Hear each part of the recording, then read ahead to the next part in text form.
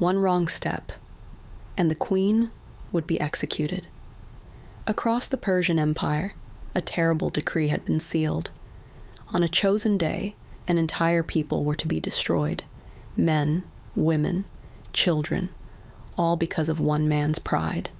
And now, the only person who might stop it was Queen Esther. But saving her people meant risking her own life. After Mordecai's warning reached her, Esther asked the Jewish people to fast and pray for 3 days. Inside the palace, the young queen wrestled with fear. Royal comfort could not quiet the danger outside the walls. For 3 days, no food, no drink, only prayer. Hope rested on a fragile decision. And when the 3rd day came, Esther knew what she had to do. She would go to the king, even though the law was clear. Anyone who entered the king's court without invitation faced death, even the queen, unless the king chose to spare them. And Esther had not been summoned for 30 days. Perhaps the king had forgotten her. Perhaps his favor had faded. Yet silence meant destruction for her people. So Esther rose with quiet courage. Servants brought her royal garments. Golden threads shimmered in the morning light. Jewels were placed carefully upon her crown. But beneath the royal beauty, her heart trembled. Palace servants sensed something unusual. Whispers followed her preparation. Everyone knew the law. Everyone knew the risk. This was no ordinary visit. This could be a farewell walk. Esther stood still for a moment, breathing deeply, gathering courage. Then she stepped into the palace corridor. The long hallway stretched before her. Guards straightened as she passed. Servants bowed quietly. But their eyes followed her with concern. Each step echoed across the marble floors, slow, measured, heavy with uncertainty. Behind those massive doors ahead sat the most powerful man in the world, a king who held life and death in a single gesture. Esther's hands trembled slightly, but she did not stop walking. There would be no turning back now. She reached the entrance.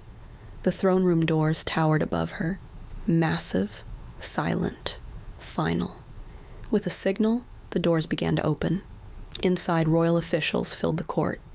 Advisors stood near the throne. Guards lined the walls. Conversation faded as light spilled through the opening doors. Every head turned. The queen stood there, uninvited. A gasp moved through the room. Shock spread across the court. No one moved. No one spoke. All eyes shifted to the king. Would he be angered? Would he order her death for breaking the law? Or would mercy prevail? Time seemed frozen. Esther stood alone before the throne, waiting. The king's face revealed nothing. The entire court held its breath. Moments stretched endlessly. And then, slowly, the king lifted his golden scepter. Relief flooded Esther's heart. Life returned to the silent room. She stepped forward carefully and touched the tip of the scepter. Her life had been spared. The king leaned forward and spoke gently. "What troubles you, Queen Esther? What is your request?" "Even up to half my kingdom, it will be granted." But Esther did not reveal everything. Not yet. Wisdom guided her next move.